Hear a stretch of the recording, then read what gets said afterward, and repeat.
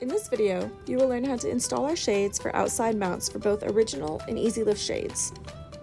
If you're unable to install your shades inside of your window frame, you can install them outside the frame. Please note, our shades were designed to be installed as an inside mount.